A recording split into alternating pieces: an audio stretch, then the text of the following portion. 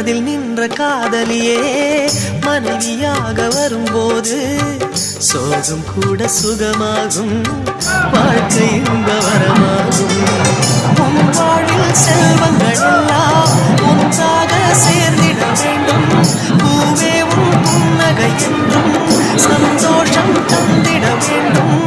ஆசை காதல் கைகளில் சேர்ந்தால் வாழ்வே சொர்க்கமாகுமே. ஆசை காதல் கைகளில் சேர்ந்தால் வாழ்வே சொர்க்கம் ஆகுமே.